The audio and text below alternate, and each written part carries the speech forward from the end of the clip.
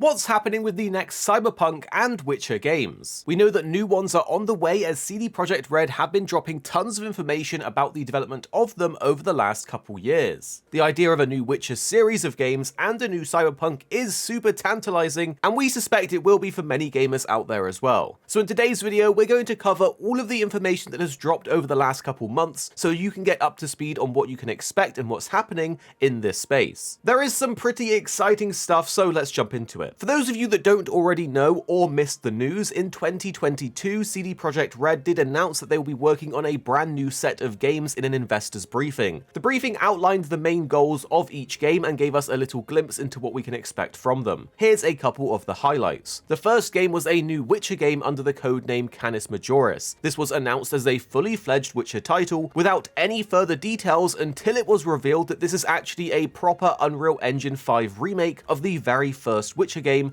being developed by the Polish studio Fool's Theory, who are actually veteran Witcher developers, but there is of course oversight by CD Projekt Red on this as well. If you are a Witcher fan and that wasn't exciting enough, then they have also announced that there'll be a whole new saga of Witcher games kicking off a new trilogy and telling a brand new story. This is under the codename of Polaris, and just like the remake, CD Projekt Red will be opting to move to Unreal Engine 5 for this one instead of using the Red engine. But if you are a Cyberpunk fan, you'll know they announced that they finished their work on Cyberpunk 2077 and now will be moving on to making a sequel that will be in development under the name of Orion. We couldn't be more excited for this one because after the ropey start of Cyberpunk 2077, they managed to fix everything up and finally realize the game's potential with the Phantom Liberty content update by delivering an epic story with great gameplay, and we can't wait to see how they build off of this with the lessons they learned from Cyberpunk 2077's launch. On top of all of this, there's also a new AAA IP being developed, and right now the code name is Hadar, but not much is known about it at the moment, as it's in the sort of conception stage of development at the moment. It is of course really cool that CD Projekt Red have announced all of these new games and given us a lot of things to look forward to, especially if you're a fan of The Witcher or Cyberpunk, there's something for you there. But in addition to all of this, they haven't been silent about them, as they have been dropping new tidbits as to how far in development they are for these games.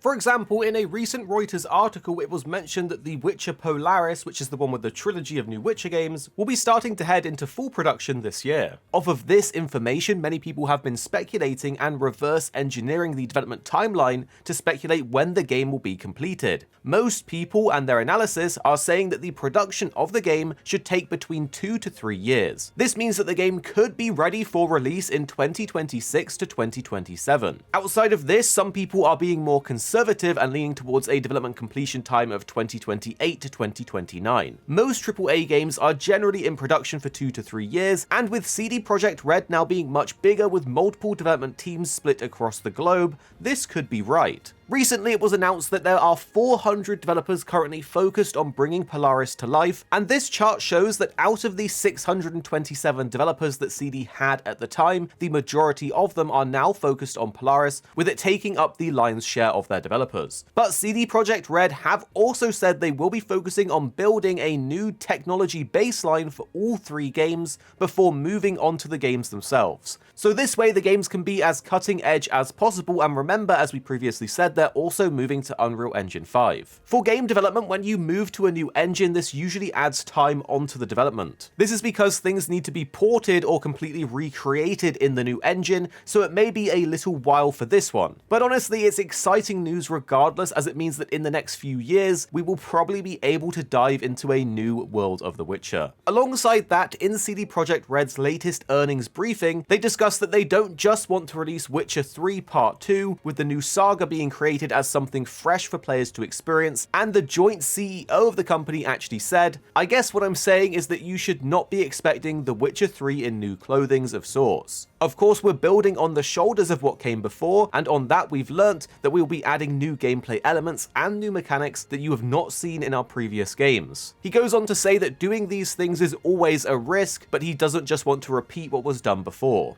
We actually think it's really cool when developers try and do something new to keep things fresh, but of course it does come with that risk, so hopefully they don't mess up what people love about the Witcher games, particularly The Witcher 3, as people really liked the formula, but of course as time passes, the developers likely come up with new ideas about what they think could make the game more fun and fresh and different. So we're more than happy to see them implement these things and hopefully push the boundaries to make an even better game. Now for the next Cyberpunk game, while it isn't as far ahead as Polaris, there has been some juicy information dropping about this project, such as it potentially including a multiplayer option for us players. In a recent interview with the CEO of CD Projekt Red, he mentioned that the company is considering multiplayer for the sequel. Now of course, this on its own isn't enough to really confirm or give us confidence that they will be adding multiplayer in. But there is a bit more to this. In various investor briefings, which you can see from this slide, CD Projekt Red are working towards not only building great single player games, but they also want multiplayer experiences. And when you combine this with the fact that Cyberpunk 2077 was originally meant to have multiplayer, which was then cut from the game because they had to focus on fixing its ropey launch, multiplayer is looking very likely. You can actually see here that developers are actually credited for working on the multiplayer portion of Cyberpunk 2077 that didn't actually get to see the light of day. They have also stated that they want to make sure the Cyberpunk franchise goes through the same type of evolution that the original Witcher games went through. And if you remember playing those games, they are a pretty big jump in terms of quality and scale between the first Witcher game and The Witcher 3, so it'll be very interesting to see where this game ends up being. And one of the developers did actually speak about this in a recent interview with IGN, saying some of the stuff worked almost right out of the box, such as the art, city design, music, interactive scene system, playstyles and more, and he went on to say that other aspects took a lot more time to get right, like character progression,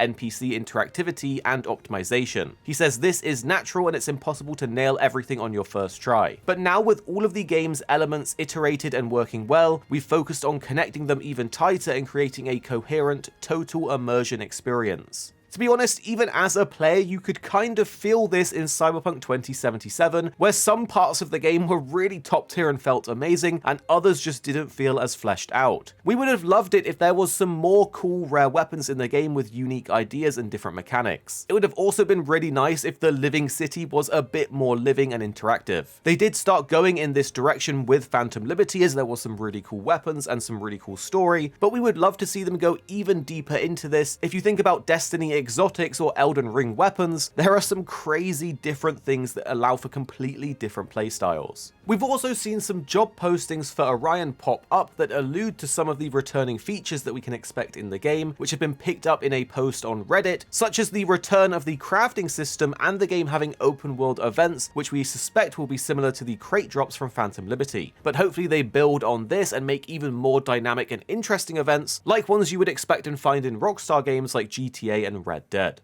If you found this interesting, make sure to drop a like below and subscribe for more daily gaming videos and guides.